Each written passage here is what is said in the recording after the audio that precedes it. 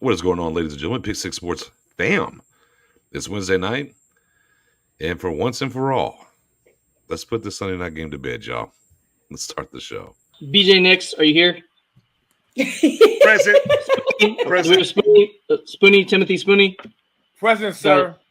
Margaret and Mary. Do we have a Margaret and Mary? Yes. Cool. And the margaritas. All right. Class here. We're ready. Let's go. Yes, let's go. Okay.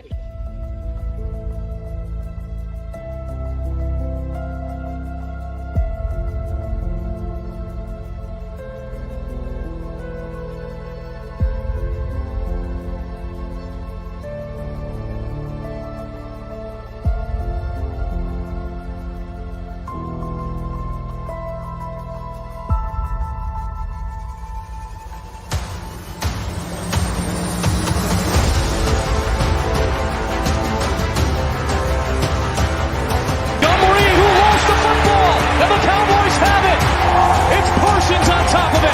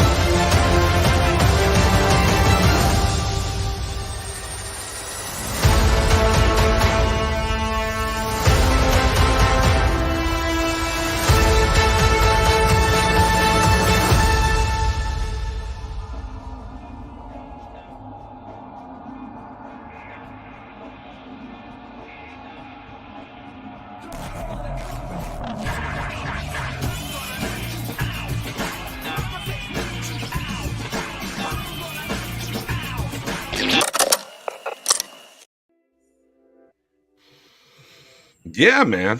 We're finally a few days away. Where y'all been? We've been here every Wednesday and Friday, my friend. This is our usual slotted time. It's not been any different, so maybe you didn't get the memo, but we're here every Wednesday and Friday, 8:30 p.m. Central Texas time, as we always like to call it. So, if you leave Facebook though, if you come over here to YouTube, right, and you hit that sub and that notification bell, you'll never miss out. No offense, buts about it. Shout out to you, Mike. Yeah, man. All right. We're 3 days removed. Okay, Spoonie, are we good now? You told me a Giants fan had to pour a drink for you. Yeah. Yeah, he was very kind. He says, listen, what you guys did to us, we understand this. Just come inside, have a drink. And I said, okay, had a drink, and, we just talked some ball. And, again, I'm over it. Little by little each day. All right. My guy Dom, man. How we doing this Wednesday, brother? I'm ready to jump into it. It's been a good day, good week so far. I'm ready to dive into this talk. 10-4. Mariella, how are we? Yeah, I'm good. I told y'all, I fell asleep in the third quarter of the game. That's how good for you. I was with what was good going for on. you. My biggest regret is that I was sober. If I could take it back, I would have had a lot more to drink. It is what it is. And is multitasking. Little dad duty still here. How we doing, though? I mean, I'm doing good. My wife had to go to the airport to pick up her aunt, so I'm holding our 6-month-old baby, and she has hiccups. So if I drop out on the mic, I'm still here, and I'll be back on. But I mean, I'm good. I kind of aired some of my concerns about the comment mentality that the Cowboys had last week on our Friday night show. I never imagined it'd be that bad, but I kind of had some concerns that they weren't going to be in the right mental space to take on this opponent because of the way that they were kind of hyping them up. So unfortunately that turned out to be not only correct, but way worse than I could have ever imagined. So it is what it is. You're going to lose games. This is not it's not college football. You don't have to worry about dropping out of the top 25. It sucks. It's a humbling loss. It's a sobering loss. And it definitely changes the perception of the team, but you have a chance to re-earn that trust by going out and winning games. So it sucks, but it is what it is. I'm ready to talk about it, 10-4. With that being said, I'll just throw it out there. What went wrong? What went wrong? What? Oh, God. What exactly happened here? Because I mean, from the game plan standpoint, right? Offensively and defensively, I don't know what the. I wish I had my thing hooked over here so I could bleep myself. I don't know what the hell that was. We Can you talked call about the it Friday. popo on that performance? Boy, I tell you, if I had my light in here right now, I damn sure would light this thing up with the police. Because I'm putting cases on all the coaches ASAP. Because I don't understand. We talked about it Friday night, right? The DVOA, right? The Cowboys are number one left, number one right, but they're 27th in the middle. San Francisco likes to attack the middle of the field. I'm like, well, damn it, if we know, we know Dan Quinn knows. Dan Quinn shows up in all black. It was for his own damn funeral. Like, bruh, come on, man. Like, you decided to play off coverage against one of the teams that gets rid of the ball quicker than your team even got rid of the ball? Like, Dom, what was with this scheme defensively, man? Man. I was going to ask you, could we flip the script and let me be the host tonight? Say less. I got 21. I got 21 questions. And ain't none gonna make me smile. Ain't none gonna make me smile. Go ahead, Dom. So, all you, sir. I did. No. Ugh. Go it that way. Go right ahead, sir. So here we go. I'll take it. One of the things that we thought going into this game was that our talent could match their talent on both sides of the ball. When you look at the entire NFL, you can't look at the rosters and tell us that Dallas isn't a top 4-5 team in the league when it comes to pure talent. And we feel as if whenever they're playing up to their talent, they're one of the best teams in the NFL. But what we saw Sunday night was that San Francisco is just on another level. They took it up another level. And why do we think so? What do you guys think is the main cause of what we saw Sunday night in San Francisco being able to play at a totally different level than this Cowboys team, who at all three levels of the defense have stars? On offense, we have stars. It's front, right there in the backfield, on the outside. What was the main issue with Sunday Night Football? Issue? No, we out schemed. Yeah, out schemed, out coached. Out coached. That's it. it. Out coached. That's it. Like, we were beaten on Monday of last week, Tuesday, Wednesday, Thursday, installing everything on Wednesday, going back to that day. Like, to me, it was a pure coaching thing, because you can't tell me that our guys are that bad to lose 42-10. You can't tell me that it's a talent issue. It has to be from a schematic. It has to be from a philosophical standpoint. It has to be from what the coaches had cooking up. And that's, to me, one of the most disappointing things about coming out of that game is not even the score. Forget it. It is what it is. It's from the jump. It looked like San Francisco had our number. It seemed like from the very beginning, their defense knew exactly what our offense was doing.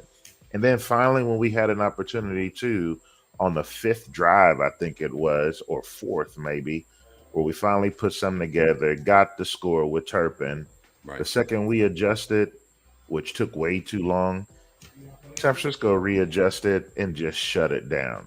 So it seemed like no matter what, they had our number from the very beginning on both offense and defense.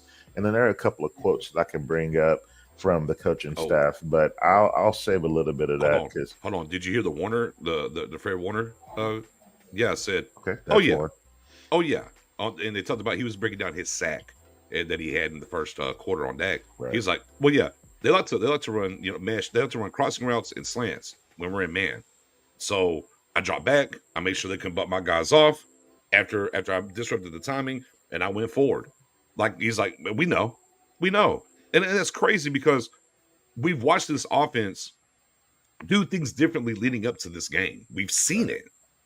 And all that was, it didn't make its way to Santa Clara. They lived at the Star in Frisco. It's mind-boggling how you can just show up and just do what they did after having all this time to think about it. Like, you've had so much time. You knew you were playing them week 5. You made it seem like you were saving things. You made it seem like you were holding things back. And then when we get there and this is what you do, it's the oddest thing ever that they waited all this time to do what they did. It literally makes not one lick of sense. Not one iota. Not one iota. Like, I don't know. I mean, and Mint here says, Niners fan, we guys be ready to come playoff time or same excuses as always. I don't know what the excuses are here. We got out schemed and out coached. Ain't nobody Is that making an excuses. excuse? What are you talking about? Is that an excuse? Yeah, we got out schemed and out coached. I mean, that's not an excuse in my opinion. We that's just what it is. So I don't know as far as excuses or whatever, but on this channel, it's not excuses at all. We got out schemed and out coached, got our ass kicked. I don't know what other way to say that. As far as when the playoffs get here, then there's a lot of football that will kind of get to that. But for this game, out schemed and out coached. Facts. I mean, it's crazy. I knew from the beginning. I even was saying, like, I was talking to my boyfriend before the game, you know, and he's like, "You good? You good?" I was like, "I'm nervous, but I'll know very quickly how this game is going to go." And I knew very quickly how the game was going to go once it started, and it's just it's ridiculous. I mean, listen, we got our asses whipped. It's plain simple. We got our asses whipped. There's nothing really to make excuses about. We all of America saw what happened. The president saw what happened. The whole White House saw what happened. Everybody saw what happened. You know, even Christ himself saw what happened. At the end of the day, when it boils down to it, we got our butts whipped. There's no excuses about it. The Niners were the better team in the NFC. That's all it is. I mean, that's all we can do. The only thing we can do now is talk about how can we rebound and try not to repeat the same mistakes that we're making. And pretty much is being out schemed. I'm getting tired of players are being able to tell what the playbook looks like. This is going back since Des Bryant saying it's too predictable. So something's got to give. Something's got to give. Fred Warner going out there talking about the plays where he basically disrupt the slam after death for that. It was a great play by him, but just to talk about it is like, wow. Then, we had Michael Parsons. And listen, I understand these guys are frustrated, X, Y, and Z. You should be frustrated. But, where I come from is when you get knocked down, is either you get back up, you keep fighting, or you get back up and you be quiet and you walk away. Now, if it's the next time you see that individual, then you got your shot. It doesn't look good making excuses or saying other things, let's make it personal. It's been personal since 2 years ago. It was personal with myself, BJ, and other Cowboys fans were in that stadium and how you whipped us. It was personal last year. So a T-shirt of a player, disrespecting Dallas, that's not personal. That's fun. They having fun with us.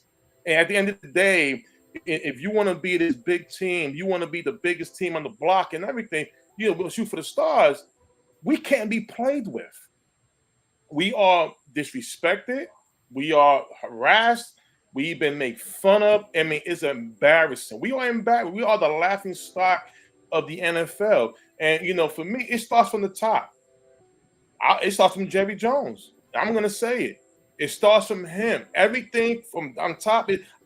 The only headlines I want to see, the Cowboys move to the second and third round. The Cowboys are in the NFC Championship game. The Cowboys are going to Super Bowl. See, that's the headlines that we're waiting for. We're tired of the headlines of quarterback controversy or Jimmy Johnson's not in the Ring of Honor, but other people are. I mean, here's the thing. Let's create some positive headlines instead of headlines that makes us look bad because you want people to keep talking about us. Things have to change from the top all the way to the bottom. It's just bananas. Do we want to get better, or you want to just keep us in there, just keep us around for feeding and X, Y, and Z? Things got to change. Things got to change, and it's just sad how and we're still trying to figure shit out. Let's keep it real. Dak had to play. Why do we even sign Brandon Cooks? We should have just signed at least 2 more tight ends since that's who they like to throw to. Talking about. Why? He had the playbook. I understand. We're trying to figure out the offense, no identity, but the playbook was there with him and other players in the offseason before training camp started. I mean, my God. But did Fred Warner get a copy somewhere and it was delivered to all 31 other teams? What's the problem? Why is it now we figuring things out? But it should have been figured out before. We're going, like Miss Mary just said, we're holding back. What we holding back? Dom, you already know what I always say. Don't leave your shit in the toilet. You carry your shit with you and you laid it on the 49er film Santa Clara. And you know what? To all those Cowboys fans who went out there, yo, you know what? Hats to you. Hats to you, because guess what? You went out there and you representing this franchise. I'm just sorry that this organization is not representing us. That's the point. That is the point. If you want to understand how to be a Dallas Cowboy, go put on the tape in the 90s. These guys, you would have caught an L. The way they responded, they responded with a statement. But moving forward, to get the tick-tack thing, then he a T-shirt. That's not nice. No. This is a competitive sport. If you're gonna talk that shit, do that shit, be that shit. Don't act like shit. Don't play like shit. That's the point. Excuse my French, everybody. Any kids watching, sorry. I'm just keeping it real, y'all. Right. So, hopefully we can move forward and figure this out. McCarthy, you didn't go home. Here's the thing. I remember one time. Hey, does anybody know what Michael Gallup is doing? Anybody know? Just want to ask that real quick. Don't even know. Michael McCarthy didn't even go home. Anybody have any idea? He asked the coaching staff to please stay with him and go over film for this week. Mike McCarthy, I'm gonna tell you this right now. We've been behind you forever. You know, here's another thing. You got rid of a certain coach who we're gonna face come Sunday. You said that coach should know his players, his personnel. That coach should be able to have different plays for his best players. Why is CeeDee Lamb pissed off Mike McCarthy? Why is Brandon Cooks pissed off Mike McCarthy? What's going on? What's going on with your second round pick in Schoolmaker, Mike McCarthy? How many 1,000-yard seasons is Brandon Cook having right now? Just, anybody know how many? Okay, I was just checking. I was just, I wasn't sure. We about to end his streak. We're about to end his 1,000-yard streak. And that's sad. It's sad that a player has a 1,000-yard streak and the team is going to end it because we don't know our identity yet. Zeke's in another uniform. What is this committee at? What the running back committee? I thought Hunter Lipke would get some playing time. Where was Deuce?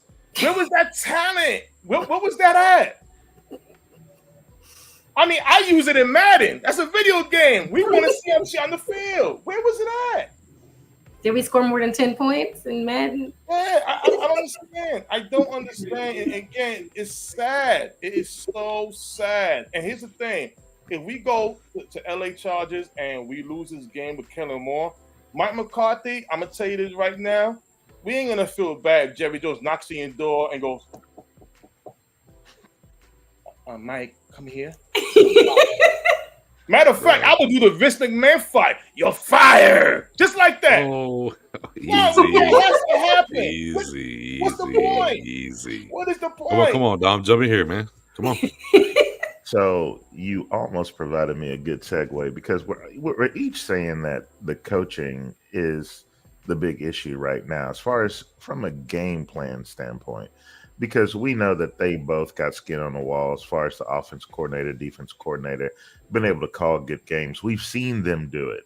In fact, on the defensive side, we saw a good scheme last year against this San Francisco team. We said all week last week, like what? It was 19-12. It's not like, they put us to shame, but then they put us to shame with a game plan that seemed to be quite different than what we put out last year. So we didn't see the same thing on the offense that we've seen so far this year. The plan looked very vanilla, very dry. It was like, where did that come from? And then on the defensive side of the ball, were playing off. We really didn't bring much pressure at all. Guys weren't able to get win any type of individual like battles. And it seems like they just threw the ball down the field at will against our defense. And it seems as if we went into the game thinking that they would just try to run the damn ball and we were going to stop that and take them out of that. But that wasn't what beat us. They beat us with the intermediate to deep routes time after time after time. And so it seemed like Dallas, from a coaching standpoint, was out coached. But one of the things that concerns me the most is where's the offensive identity? We heard Mike McCarthy say a couple of times about PCP, play calling with a purpose. And so, Nix, I don't know about you, but where was the PCP? And in fact, Yeah. he said the identity was going to be running the damn ball. Mhm. But you're having a problem when your number one running back that you paid some money for to franchise tag him, $10.1 million, whatever it is, and he gets 8 touches for 29 yards, 3.6 yards a carry. So the run got stuffed. And so I just keep seeing, like, in these big time games where we want to do our number one thing, which is run the ball, why is it so difficult for Dallas to establish the run game in these big time games? We heard a lot from our fan base, including us, who were talking about, oh, the playoff game, Pollard went down. If Pollard wouldn't have gone down, it would have been a different outcome. We said that. Well, we had Pollard all game long against San Francisco this time. We also said we need our front five. We haven't seen our front five together in 23 games. Well, Right. you got your front five together for the first time in 23 games. So you seem to have all the guys you needed who were healthy, ready to go. And then you go out and you can only get 29 yards for your running back one. So what is it that makes it so difficult for Dallas to establish a run game against teams like San Francisco next? Look, and I'm gonna even kind of segue off of that for a second. I'm gonna come right back to it. I'm gonna come right back to it is because the San Francisco game last year, they were running the ball efficiently with Pollard. That's why once he left, we kind of saw what happened, and then that's why we felt the way. If he had hung around, we had enough in the tank to get there. I just don't think they tried to establish a run. And of course, and when he gets to run, right, he gets a big carry, boom, peanut punch, fumble. That ball, my God, it landed up a guy's leg, rolling out of bounds, curves. The guys were there to get it, Right. And at that point, I don't think they really tried to get back to it. Like panicked, maybe that's the word. You were down 14-0 in the first quarter. You didn't get a first down in the first quarter, and you abandoned it way too soon. Right? Because you did get this game back to 14-7. And I'll talk about where I think the game really turned here in a little bit. But I don't really think they give it an opportunity, which goes back to the scheme of things and what they were trying to do. Now, I get it. They came out. Here's the thing you haven't been doing all year. You haven't really been running the ball a ton on first down. Been throwing more. Then you'll run after that. Oh, the first run play. Where does it go? Nowhere. All right. And just schematically, the things that we have seen leading up to this game, offensively, we'll talk. I'll get to the defense stuff. It just all vacated and disappeared. The bunch formations, the some of the motion stuff, screens. Right, we've actually ran screens very well this year thus far. This defense is attacking. There's no screens anywhere at all. Jake Ferguson had a big game last week. Let me say this clearly for those that don't understand. I don't care that Schoonmaker's the number two, the second round pick. I don't care. If you only have one tight end on the field, it then better be Jake Ferguson because he's here now and he's ready to catch the ball. Schoon's not that. He's not it. 12, 13, sure. Goal line big pack, sure. But you need Ferguson. You know how Dak operates. He needs Ferguson in the game. He was ratcheted up every game leading up to this game. Last one, 7 targets, 7 catches, 77 yards. And just splitting the damn reps with Schoon. Who's up? Not one, not two. Three touchdown, 2 touchdown passes for sure, if not 3. You're not doing yourself any favor from a personnel standpoint. And look, here's another one. As y'all talking about Brandon Cooks. Turpin, speed guy, you motion him, you get him over there, he catches it. Why isn't it Brandon Cooks? Brandon Cooks has been relegated to end arounds. That's what we're doing. We're running end arounds with Brandon Cooks. That's the look. So just the with the run game and against them, and look, it still did not have a good game. He's been trending in the wrong direction, and this was absolutely his worst game of the season. Absolutely his worst game of the season. Wait, who's? Terrence Steele. Yeah. Oh, absolutely. Yeah. Atrocious game for him. Yeah. But neither here nor there. I think they got away from the run way too soon because of 14-0 fumble from Pollard and maybe a little bit of a panic. The anxiety came back into this offense real quick, but I just the scheme never gave you an opportunity because you didn't do things. Okay, the run's not working. What do we talk about in the Texas Coast offense, right? Using the short passing game to the running backs as an extension of the run game. We talked about Pollard, right? 25 runs, 7 catches. How many catches did Pollard have? 1, maybe 2. How many targets did he get? How many targets did any running back get with his defense flying around and doing different things?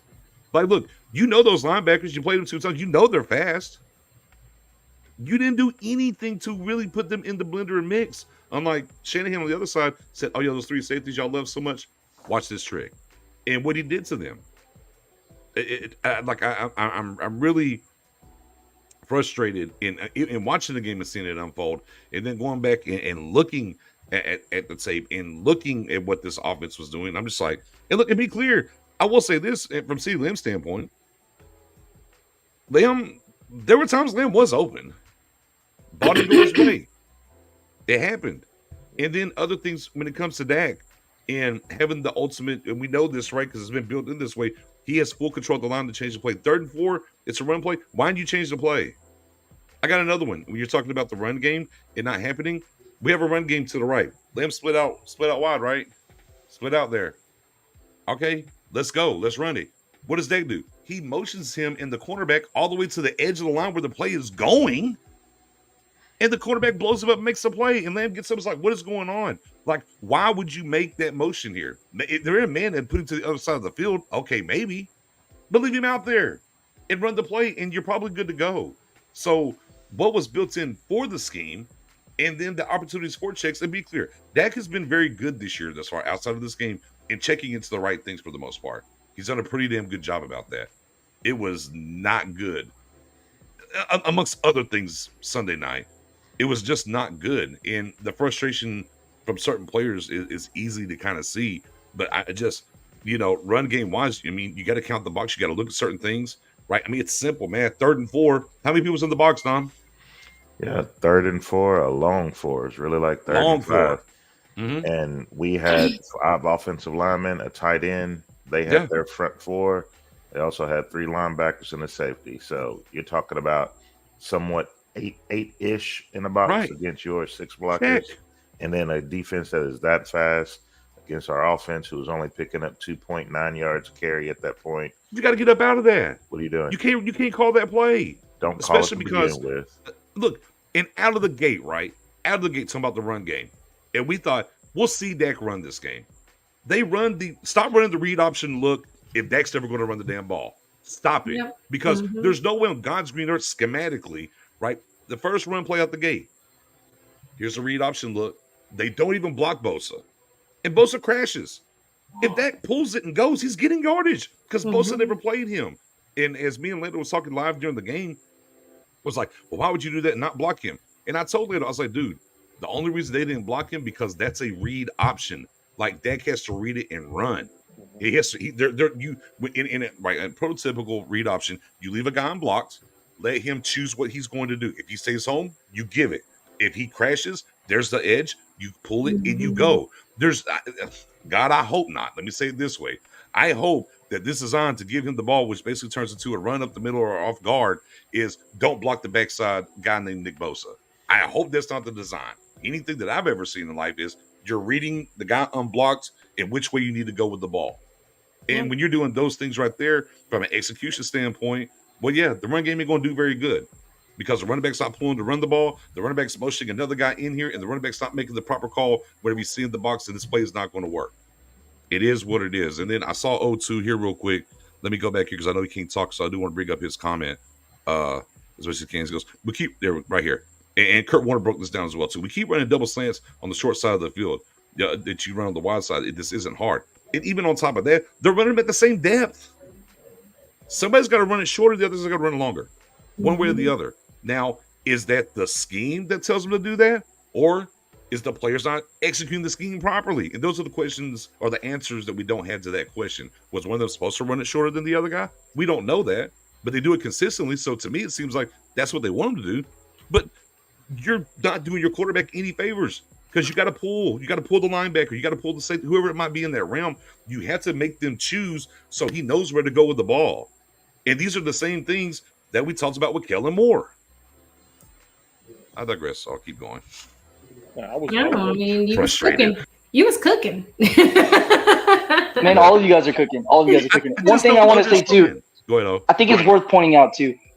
Against the Jets and the Patriots, Cowboys win the toss.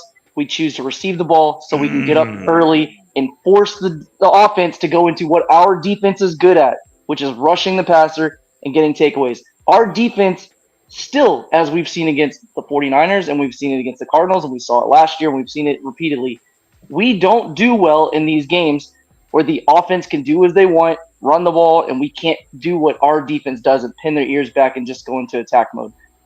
We did it 2 games in a row. In games that we won, we decided to receive. We play the 49ers. Suddenly, we switch things up. They go downfield and score, and now it's flipped. Now we're the ones chasing from behind. We don't know, obviously, if we won the toss, if we go down and score or not. And I'm not saying that makes a difference in the game, but it's a mentality standpoint, which is what I was talking about last week, that comes back to play. You want to play aggressive when you're playing a good team. Like, you could talk – there's so many things we could talk about. We could talk about our offseason additions in terms of trades, in terms of who we re-signed, in terms of what we drafted. Like, did we get any contribution from them in this game? No.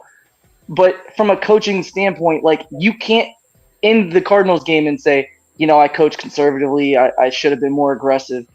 Then go out the next week and be more aggressive, then play the 49ers with full strength offensive line for the first time and go right back into conservative mode. Like, you have to continue to attack to force your opponents to do something different, get them uncomfortable. And instead, we went right into a hostile environment.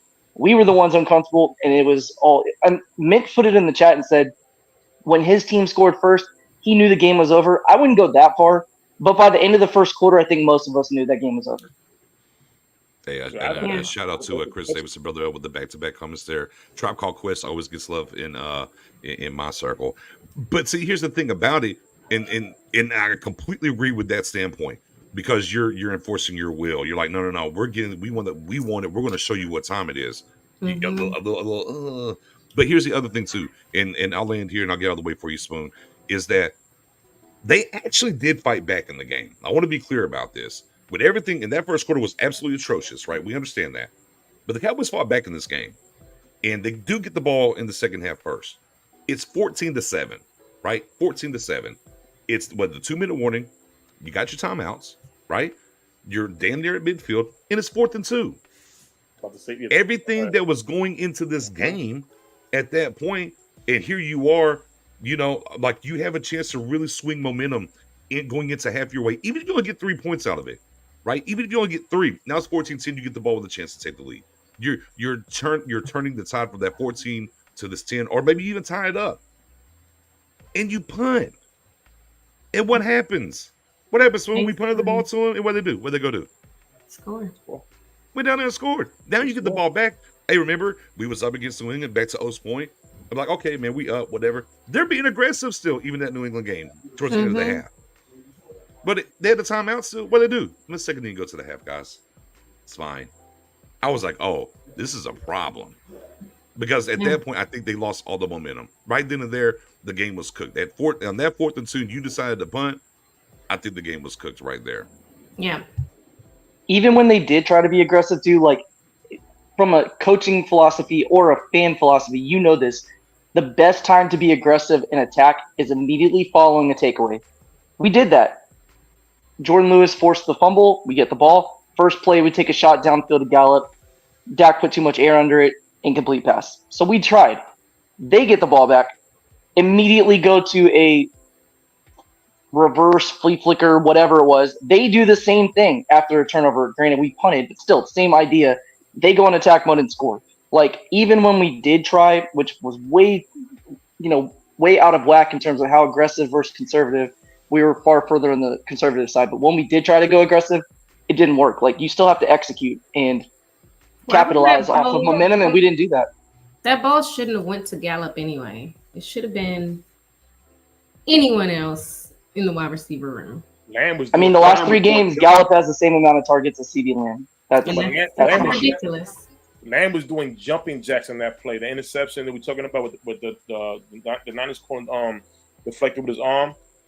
And you heard, I believe it was Keyshawn Johnson was talking about that was Micah Irvin. He would have saw that. He would have never let that be an interception. But regardless, CeeDee Lamb was wide open in that middle.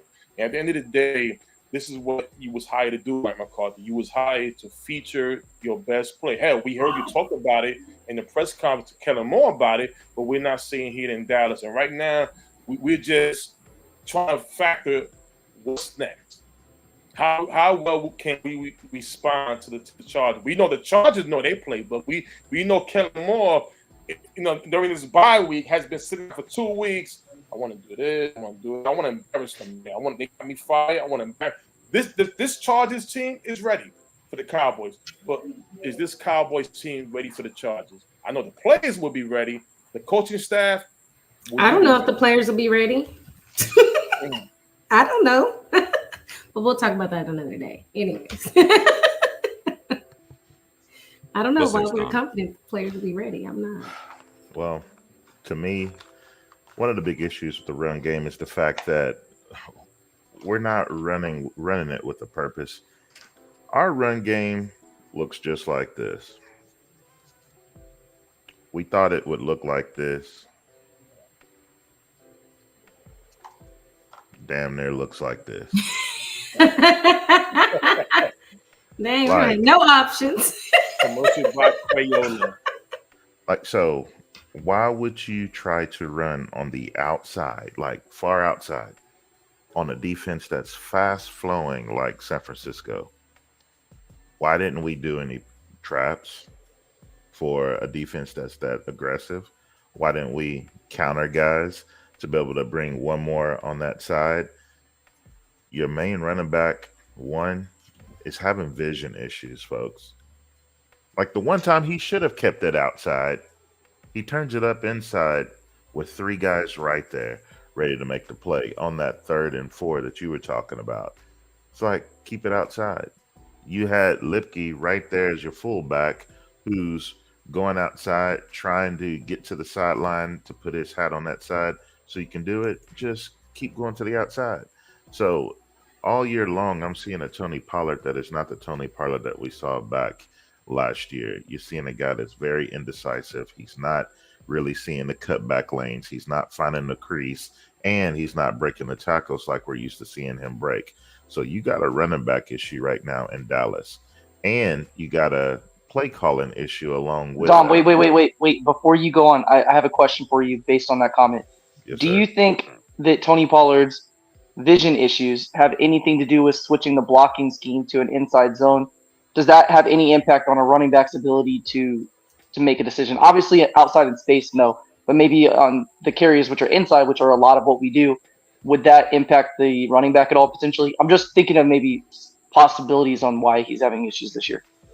No, because really it should be something that's causing you to be quicker to diagnose where I'm initially supposed to be and where that cutback lane could be. And we know that he's always been good at the cutback.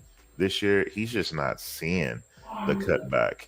And instead, he's just trying to do whatever he can to muster a little bit of yards. It almost seems like he's turning into a ramming type style running back. And we know that that's just simply not his game. I think it's just a mentality thing. It could be something to do with, well, he knows he's running back 1 right now. He's trying to take over being the guy for Dallas. And we've heard over and over and over about what Zeke was able to bring to the team and that Tony can't do it.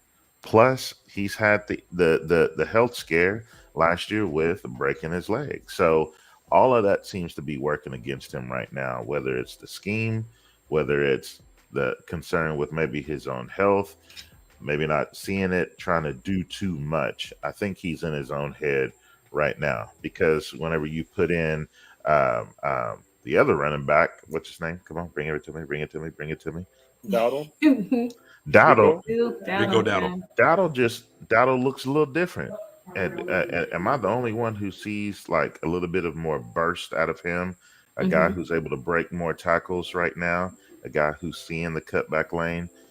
It's just not the Tony Pollard that we're used to, and so something needs to be corrected there. So I'm hoping we see something different out of this team. But against a defense like San Francisco, you can't just pitch the ball outside and think that you're going to get to the outside edges against them. You got to challenge them on the interior and then do little things like Nick said, as far as using the screen game, suck them in, be able to do something. And I hated the fact that we didn't pull anything out of the bag. Even the pass game seemed so vanilla. The But bag yet shrunk. you have San Francisco on the other hand doing the trick plays, having a little eye candy, sending guys in motion just to get our guys flowing one way, and then boom, you're hitting this differently. Eddie O mentioned this in the space, like we're everyday people with jobs. We ain't scheming up, cooking up offensive schemes. He told us it's really the second guy that they send into motion, which is where you got to watch that guy, not the first guy. And over and over and over, as they did their double motions, we just continued to get sucked in by it. So something needs to change in Dallas for sure. Yeah, run double motions to the right and run it to the left. Got him. Did any of you guys bring Mike McCarthy some coffee for being, the whole week at the Star? I didn't understand why the bag shrunk. I didn't understand why the bag shrunk. Okay. That's what I need to understand. Why did the bag shrink? This is Like, it makes no sense. Like, it literally, none. it's mind-boggling what could possibly have been going through their head. I don't know. This is what makes you think that things are rigged, because it literally makes no logical sense that they actually went out there with this game plan. That script, script writers, it literally makes more sense that this is scripted than to believe that they really came up with this game plan and thought it could work. Like, that's how ridiculous it is. We're saving it for the playoffs. Well, that's the Luke Schoonmaker play, right? Second play of the game. You're throwing to Luke Schoonmaker. The first 15 plays are scripted. Everybody knows that. The second play of the game, Luke Schoonmaker's who we target. Luke, he has 1 catch in 6 targets, 3 drops, 1 yard receiving. Like, why is he even getting? He should be like option number 9 for us right now in the passing game. Like, there's no reason he's getting one of the first 2 plays of the game is getting a targeted throw to him. It was a pretty good throw too, but I mean, still, like, why is he getting involved in the passing game? It's one of those things. I don't know if you guys have seen it. You probably haven't, but Mean Girls, there's this little thing where this girl keeps trying to say this quote. And the girl just gets annoyed, and she's like, "Stop trying to make that a thing. Stop trying to make Luke Schoonmaker a thing. You drafted him in the second round. Use him as a blocker. We'll get him to be a receiver later on. Like, stop trying to force that." Yeah, man. Exactly. Chauncey Golson got the same amount of receptions. Man, bro. But Jerry Jones came out and said, I believe it was 103.5. He came out and said that he prefers Dak to spread the ball more than just feature the guys who Jerry just be talking though, like, man. I ain't worried about what Jerry's talking about. I'm man. like, Jerry, please, He just be talking. Yeah, Jerry just be talking, man. Jerry, I just ultimately though, throughout even with the Arizona game where he was maybe more conservative, as he said, because of missing the 3 offensive linemen, this was easily the least amount of the bag offensively that they used, and it makes 0 sense as to why. Not to mention here, I know we're running long on the offense. Defensively, on that side, they throw the ball quick. Let's play off. That's what we're doing now. That's what's in. What? We're allowing you to dictate Brandon Ayuk to get 1-on-1 with Curse here and there. Like, it was weird. What was that from the look? Let's bag on McCarthy in this offense all we want to. Damn it, I'm not leaving Dan Quinn off the hook either here. I'm not. No, I agree. I'm not. Because whatever the hell that was, that ain't it. Because the one thing he's done throughout this process, right, identifying the weaknesses in the offensive line. Okay, we're going to attack it here and there. That didn't happen. And they went back to this damn. They went back to the stunning and everything else. And I watched Kyle Shanahan real time because you notice early on in the game, they were running to the outside. And even go back to the Arizona game, Arizona's runs where they gashed us was outside, wasn't up the middle. And then Shanahan's like, oh, they want to do a lot of they want to do a lot of looping, they want to do a lot of stunning on like first down and stuff. Say less. Hey, just hand the ball to whoever's behind you up the middle. You go get 7, 8, 9 yards on first down. Yeah. Because they're going to be out of position. What was? That's what they did. I was literally The watching third like string, not CMC, because everyone's like, well, see, they held CMC down. I don't care. It don't matter, The third yeah. string guy, Wilson, whatever his name is, was out here. Oh, first down run, 7, 8, 9 yards. First down run, 7, 8, 9 yards. You already out of position and out of whack, man. I have no clue. Here's the thing. As the bag shrunk on offense, I have zero clue what they were trying to accomplish schematically defensively. no, me If either. anyone can explain it to me on the panel or in the chat, please help me, because I have zero clue what they were trying to accomplish. Okay, defensively, schematically, zero clue. No idea. I'm right there with you. I mean, Micah Parsons on Trent Williams for over half of the passing snaps is insanity. Like, move him around, or it just doesn't make any sense. And then, again, like you mentioned, the few times we held them to third and short, our cornerbacks were 7 yards off, easy conversion. Yes, It's a quarterback. yeah. Brock Purdy does a lot of things very well. He's a good quarterback. One of the things that he does better than most quarterbacks in the league is he's quick and decisive. If you want to give Shanahan the credit and say it's scheme, if you want to say it's yak from the receivers, whatever, he does a good job of finding the open guy and getting the ball out quick. If you know that doesn't necessarily mean it's always slants and checkdowns, because he will throw the ball intermediate, but he reads the defense quickly and makes the throw. If you're 7 yards off, you're giving the easy underneath throws and giving the receivers a free release, he's going to get the ball out quicker than your pass rush can get there. Your only hope against a quarterback like that is to press at the line, slow those receivers off, get them out of their routes, give your defensive line a chance to get home with the pass rush. But we talked all week last week about how the right side of their line, that's where you can attack them. We didn't put Micah over there. We didn't attack that side of the line. They actually did relatively decent. I think Burford gave up 4 pressures still, but we didn't do anything to take advantage of that. And when we did have short yardage situations, we just gave them free releases, and he just picked us apart. Like, it didn't make any sense. And again, in terms of stop trying to make this a thing, I'm glad we signed Rashaan Evans. We haven't talked about that on the show. I'm sure we'll talk about it more on Friday. Yeah. Stop trying to make Marquise Bell a safety. I mean, a linebacker. Linebacker. Yes. Just stop. It doesn't work. We gave it a shot. I appreciate him trying to do that. He makes some plays, but he's just not big enough to do that frequently. So you needed to get a linebacker. I hope we bring in another one or two. You know, there's some interesting names. And again, we'll talk about that later, but we just got to stop. Like, football is not that complicated of a sport. Just be simple. Attack their weaknesses. Use your strengths to your advantage. Don't allow them to use their strengths to their advantage as much as you can. Try to limit that. We didn't do anything on either side of the ball to force them to be uncomfortable. So it was just a disaster in terms of game planning, in terms of execution, in terms of the mentality, the energy. Like, every single angle you could talk about with the game was just a disaster. So, you know, all the bad stuff people want to say this week, if you want to give up on the team, whatever. It's way too early. We're week 6 now, but at the same time, we deserve it. We played terrible. It is what it is. The only thing I can think of while our defense was playing so far off of the receivers is they, you know, forgot and maybe thought they were still at practice against our tight ends. And maybe that was the issue. They didn't realize till it was too late that you can't play guys that far off in a real game. Maybe that was it.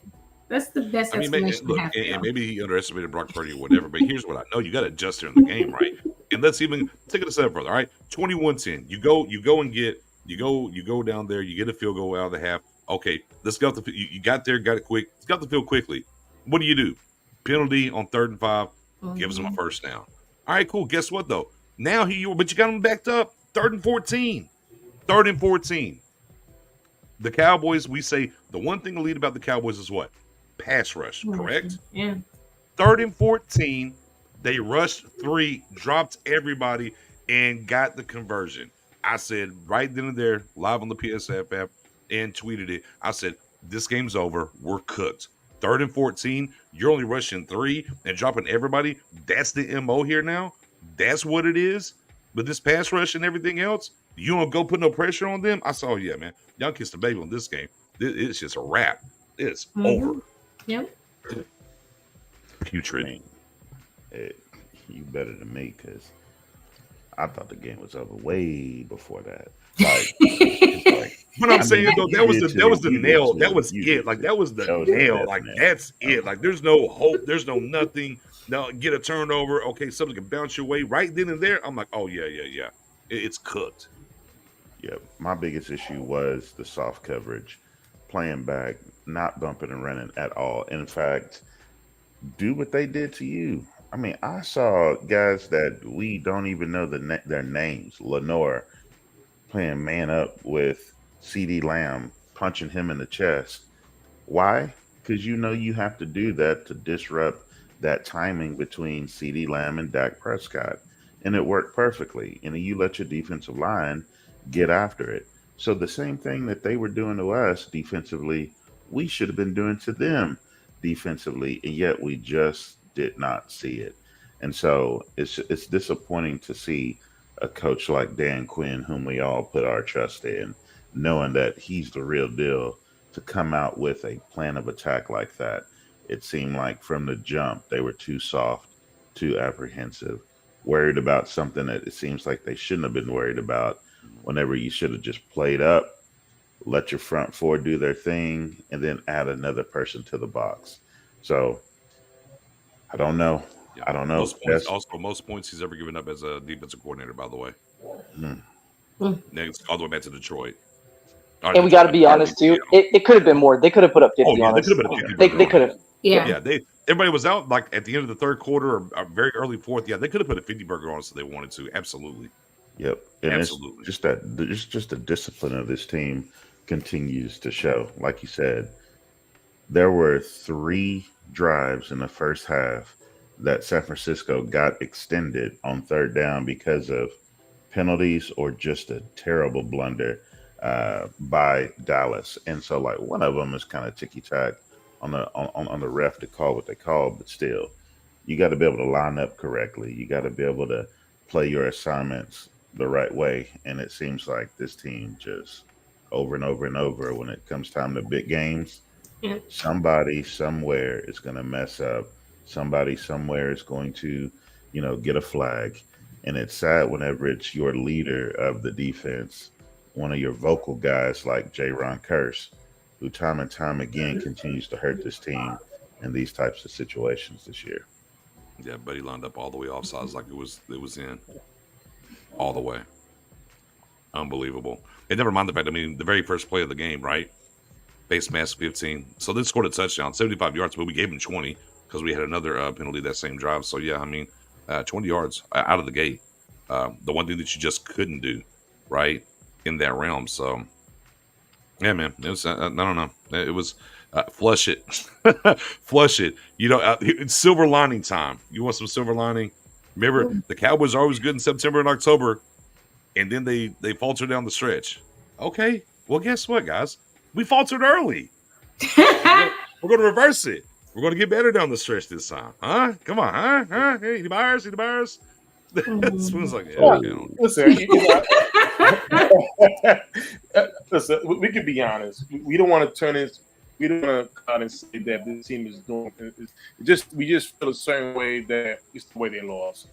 There was no fight. It was a lot of questionable calls, like Miss Mary said earlier.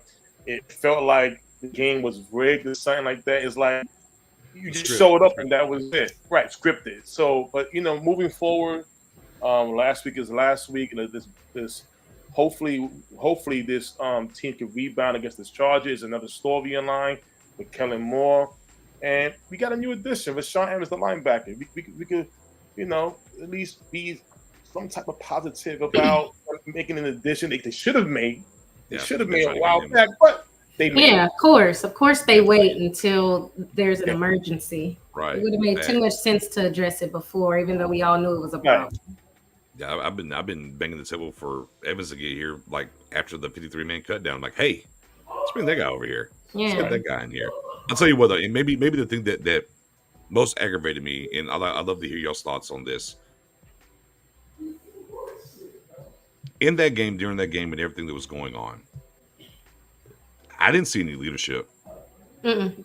Name a player. I didn't see it from. I don't care if it's D-Law, Micah, Dak, coaches, anything.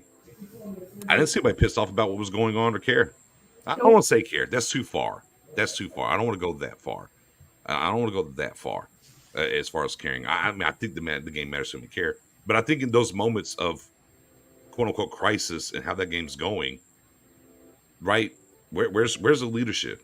Maybe it's Tyron Smith, even, Zach Martin, right? I mean, you look for the leadership at a certain point in that game to like, let's have the whole here. Hold on, guys. Pause. What's going on? And man, I tell you what, I didn't see it at any point in time. Go right ahead, Dom. Well, three things. First of all, our offensive linemen, they're all gentle giant types.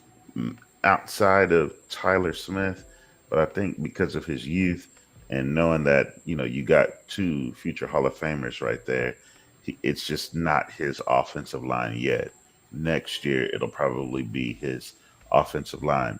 They're just not demonstrative guys. They simply aren't. Even when Zach gets fired up, it's like, okay, huh, like a bottle rocket. Then he comes back and he's just Mr. Consistent. So you just don't have any guys up front that's going to be that. To me, the thing that you saw that was off-putting is your leaders are the ones who were messing up. So you ain't got room to be vocal whenever. No, you still got to bring it to the table, Dom. You still got to call it into yourself. You still like, hey guys, we got to pick this shit up. It doesn't matter if you're having a bad game or not. You still have to be like, hey, it's on me as well. And leadership will take ownership of it being bad on them and say, guys, we got to pick it up and move forward. You can't be there and sulk as a leader. As a leader, you can't sit there. I'm having a bad game. I can't talk to nobody else. Oh my God, and shrink. Yeah, agree. That's number three. They were shell shocked. Staring into space. Somebody put it here in the comments at the very beginning. You had open mouth Dak on the second drive already. Mm-hmm. You had a bewildered looking Micah who's kind of throwing his hands up, wondering what's happening. And then by the third drive, he's already got his hands up over his head like he's trying to suck in some air. When you got an offense that came out that flat for the first three drives, what can you say? What can you do from anybody on that offensive side except for Tyler Smith, who was the guy doing the dirty work? Then when you flip it on the defensive side, you came out, you already had two mistakes, got 20 yards in penalties, can't talk. Then you give up the touchdown. Now you're trying to get over there to try to figure it out, listen to the coaches, do what they do. That thing snowballed on them quickly. They were shell shocked. So, yes, it still goes back to your point. Somebody step up. But when your true vocal guys are the ones screwing up or a little bit too soft because they didn't take it personally to begin with, then that's an issue. But it wasn't snowballing. It was late second quarter. It's 14-7. It's not snowballed yet. Flow of the game. It's 14-7. Flow of the game. I mean, the score looked close, but watching what was happening on the field was not close. Mm-hmm. They were already. I got you. Yeah, but they were already demoralized. They were already. I mean, they kept showing the sideline. Dak sitting over there staring into space, like, "What are you doing, bro?" Lamb, yards away. Yeah, and they're not even communicating with each other. They're not looking at the. And they just sitting there already out the game. Maybe Mike McCarthy, what he needs to do instead of having celebrities, come to the camp, to the workout, to say a few words, maybe what you should do is invite some old Cowboy veterans who understand what it is to wear that star, who understands when things hit the fan, what are the things you should be doing. Maybe he need to come in there and line, because it should be embarrassing hearing guys like George Teague on Twitter come out and say, when somebody posted a video of Troy Aikman on the sidelines hyping his team up, and he goes, "This is what they need." Then you got guys like Nate Newton, aka the Kitchen, they used to call him, talking about the same situation. Then you're hearing Michael Irvin, and other former Cowboy players, on different type of podcasts. They all saying this. Even Dion said, this is crazy. Dion came out and said, guys, that the players who call themselves dogs don't act like dogs on the field. And that you should be embarrassed hearing that from players. Those players played the same game, but it was way rougher back in the days. This mentality, here's what I don't like. If you're not gritting in your craft, you shouldn't do other projects on the side. Interesting. I'm gonna keep it a buck. Yeah. The ones who do crafts on the side, you earn that right. You shouldn't be doing this early in your career, respectfully. What happened to the Navy SEAL training? Was that just for Twitter comments? What did they learn in the Navy SEAL training? That was just for shits and giggles? Because that was a battle of adversity. That was a huge test of overcoming something. And they just folded like a lawn chair immediately. Like you said, it was over in the second quarter. They folded immediately. What happened to that training? What happened? Do we need to call them back up? Do they need a refund? What happened? Need a refund. I mean, Dom's point about CeeDee Lamb, though, like, you can't, especially when your team's down. It's one thing if you're up, and even if you're up, you shouldn't be doing it, but you can't be 30 and 40 yards away from your team. Like, be there on the sideline because your coaches are there. The players are there. You could talk about, hey, this is what's going wrong. What are you seeing? How can we attack them? Like, you could, whatever I'm looking for. You could come together as one and come up with that idea on, how you could potentially get back in the game. Like I just think of the Al Pacino quote from Any Given Sunday. We either come together as a team or die as individuals. We chose to die as individuals. We're just chilling on the sideline. Obviously, he's frustrated about his usage, frustrated about the way things are going. I get that. I'm not saying you have to be like a Des Bryant, like that lightning rod personality. You don't have to be that, but you could be there with your team. Like, Dak, get me the ball. Trust me. Just throw it up in the air. I'll catch it. Or, hey, let's go back to this. It worked earlier. Or, hey, when I ran that route, you missed me. Let's go back to that. Like, put that in his head. So when he's out there and he sees, okay, they're on off coverage, I'm gonna go to CeeDee Lamb. I'm gonna change my progressions and target him.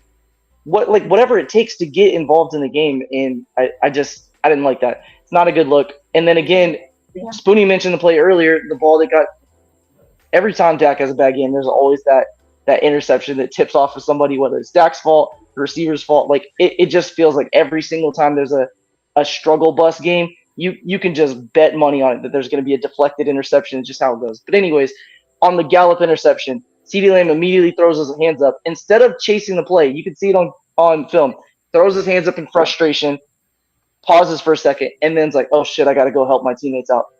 Somebody else made the tackle, so it didn't matter. But like that, you can't do that. You can't do that. If you're going to be wide receiver one, when things go good, great. When things go bad, you still got to be wide receiver one. You still got to be that heart and soul leader, whatever. Like, it's just part of how it goes. So, and we've seen that a few times when we threw the ball to CeeDee Lamb in the end zone.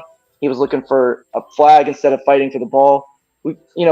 I understand there's frustration with your usage. I understand that you feel like you should be a bigger part of the offense, and I agree you should be. But at that same time, you have to just step up and be a leader and say, I'll get the targets eventually. We'll get things fixed eventually. But right now, my team just needs me to be a leader. They just need me to be a teammate. I'll figure that out after this game. I'll go in Mike McCarthy's office and yell whatever I got to do. But like right now, they just need me. And I feel like at times, not just CeeDee Lamb, a lot of the players do that. Like there's got to be that person who's the tone setter and the catalyst for good, and also that guy that could do that when things are going bad. And I don't know that we have it when it goes bad. Here's another thing, y'all. I love Dak Prescott. I'm not off the wagon of Dak Prescott, but the one thing I do question is this. There comes a time and place that you start losing respect if you don't stand up for yourself. The more people who keep coming after you, at you for every little thing, if you don't say anything, it comes a time and place where you play bad. The people around you end up losing that same type of respect. And this is my opinion, Dak needs to step up and talk back. You see CeeDee in that corner away from the team, you call CeeDee, yo, come over here. You sit next to me. What we got to fix? We don't spread out. You go communicate with your quarterback. At the end of the day, Dak, you've been here the longest. They should be following you, not be individuals. Your job as the quarterback is to make sure your team's intact. That's your job. You don't see arguing is arguing. I could go back in time where Des Bryant, as passionate he is, and people always question his passion for he just being greedy. No, he's passionate. He's very passionate. And I recall the game they hyped up against Detroit Lions where it was Calvin Johnson versus Des Bryant.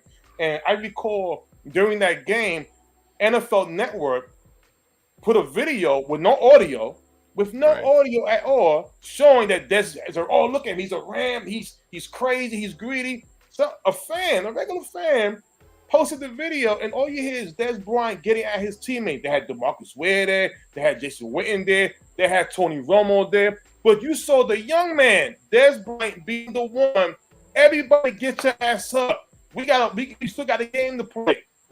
That's what your quarterback should be doing. It shouldn't be where the game is over. One guy's giving a jersey swap. This guy's pouting because he didn't get the balls. This guy's pouting because he fumbled the ball. Man, listen, get your asses back in the game. We need that vocal leader, and it starts with the quarterback. If my quarterback can't talk, my God, that's a problem.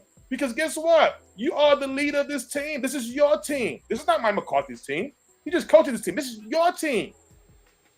At the end of the day, if you don't like what Mike's talking about, you go to Mike. Yo, we got to fix this shit.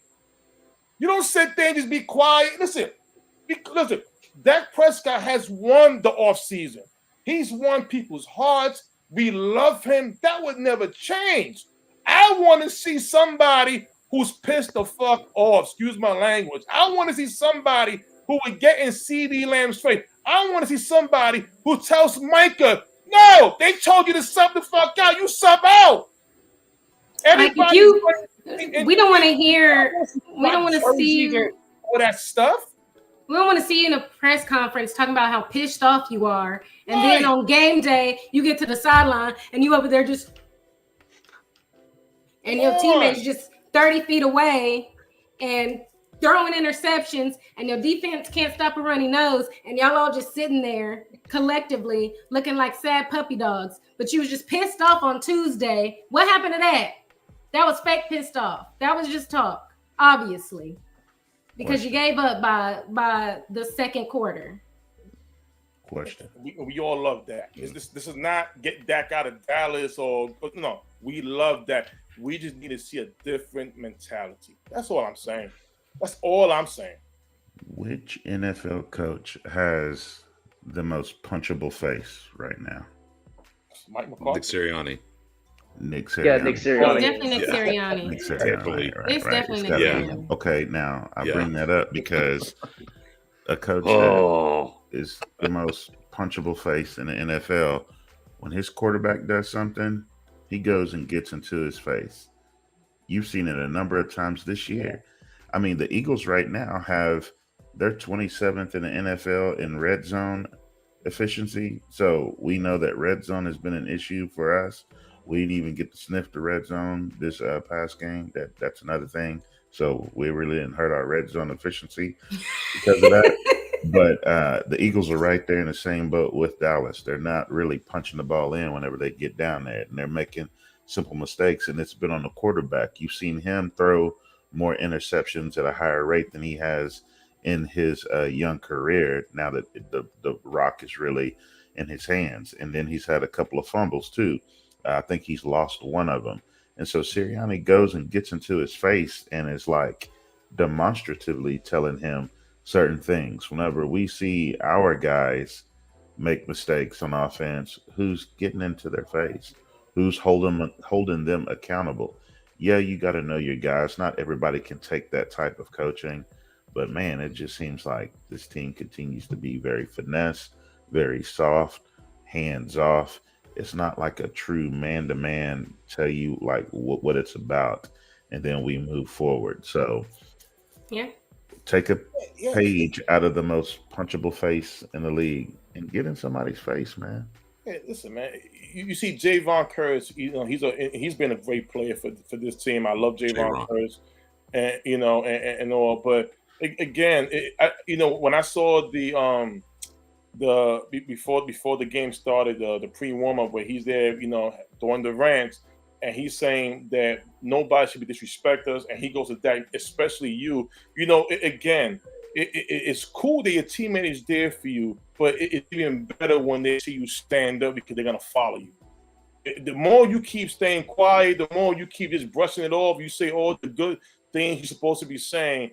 The more you're gonna lose, you're gonna lose the team respect eventually. It's gonna happen because again, the way this team is, this game felt like a Denver Broncos situation where Russell Wilson with Sean Payton's going through. You know what I'm saying? And it shouldn't be that way because at the end of the day, we made the right moves to keep this season out. Again, if we would have lost, say 21-20, would we be up here? No. They fought. They just got the win, X, Y, and Z. We got embarrassed. I mean, we got embarrassed. And that's what it's all right now. So, at the end of the day, again, I love this team. We respond gratefully against the Chargers, but at the same time, the players gotta get this stuff together. And Mike McCarthy, I don't know where you're trying to hold any playbook back, but if you can't call it, again, like you used to say kind of more last year, he installs it, he calls it. Maybe you should let Brian Schottenheimer install and call it. Maybe give him a shot. Maybe that's what we need. Because at the end of the day, it's a poor job. And even with Kellen Moore here, we have never see anything like this. Maybe but the Denver Bronco game last year. That's about it. But never this early like this. 10-4. Well, I mean, with that being said, a lot of things to account for, and ahead of the Monday night matchup here against the Chargers, they got to figure it out, turn around quick. Because I'll tell you what, all L's aren't measured the same. Every loss, and just like every win, they're not measured the same. Yeah. Boy, if you go out to LA and you lay an egg, it's going to be a very, very, very, very long bye week, and possibly cause some seismic movement. I kind of want to see it. I kind of want to see it too. I ain't gonna lie. Y'all want violence? Yeah. Y'all choosing violence. I want some violence. Hey, I'm just warning you guys. I was that one last week, and everyone came for my head and called me Professor Ops. So you may want to watch what you say. People are going to be coming for your heads. Hey, look, okay. I wasn't. No, you're right though, because we have a bye week coming up after that. So if we drop back-to-back games, especially to Kellen Moore, the toxicity level is going to be through the roof, rightfully so. And also, Dom, what comes up right after the bye week? Trade deadline. Yeah. Oh yeah. Trade deadline. Yeah. Like 3 days, I think, after the bye week, we play the Rams, then you have the trade deadline. So maybe that'll force the hand, because right now, Jerry Jones said, he was asked a question, because Jerry's the GM and the owner and all that stuff. He was asked, is there any way that Mike McCarthy would concede the play calling to Schottenheimer and go back to more of a CEO role? Jerry's response was, no way, no chance. No chance. So no matter what happens in Jerry's mind, Mike's the play caller, regardless of if we lose 10 straight games, win 10 straight games. Obviously, if you win 10, it's not a big deal. But Jerry said there's no way that would happen, no matter what. If you lose 2 games going into the bye week, that noise, that may change. I'm not saying I want us to lose, obviously, but. Hey, y'all would have been mad at me on Friday if I would have picked, because I picked us to lose against 49ers. I just wasn't on here I thought we would be better than what we were, though. We're beating the Chargers. I don't care what these two say. We're beating the Chargers. Professor O did try to pick up your mantle by picking him to win and use reverse psychology. So he had your back when you wasn't here, by the way. Brother L says, I'm already cooking up big names for the Pick Six frenemies if y'all wish negativity on the squad. I'm not here for that. Just want to be very clear here. When you start shooting those plugs, if it has to get worse before it gets better, I'm not me or Spoonie. You guys know how things go, though. When we lose a game, the next game we come out on fire, pissed off, and win. Like, that's what's gonna happen. We already know. We've seen this so many times. You lose, ugly, all the noise starts coming, and then the next week you come back and win, and all's good. And we fool ourselves. We fool ourselves again. That's what's gonna happen. If only there was a way we could make that work in the playoffs, that'd be great. Like you could lose in the playoffs and then still like, woo, we're still in and we'll win next week. All right, y'all. With that being said, we have completely put to bed this debauchery that happened in Santa Clara. All good. Completely done. Right. Thank God. Thank God. And of course, Friday we're back in the building, getting ready for the Killamore Bowl. The Killamore Bowl as we go out to LA against the Chargers, which prototypically is basically like AT&T West because all of our fans show up and show out up there. So we'll get into it. We'll look at how the Cowboys can bounce back and get a dub if they decide to, be more, in their bag, if you will, on both sides of the ball schematically. And we'll talk about what they're bringing on the other side too from the Chargers as well. So as always, very simple. All of our names are right here. Follow us over there on Twitter. Don't miss out on that side. We run spaces and do different things on that front.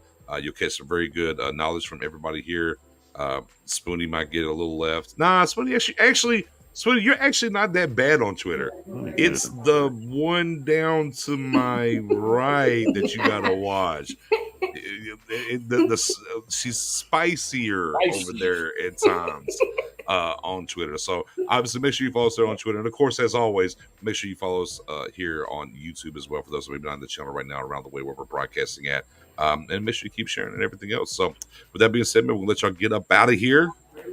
Enjoy the rest of your week. We'll see y'all Friday, 8:30 p.m. Texas time. And no matter what, even in an L, it's always 4.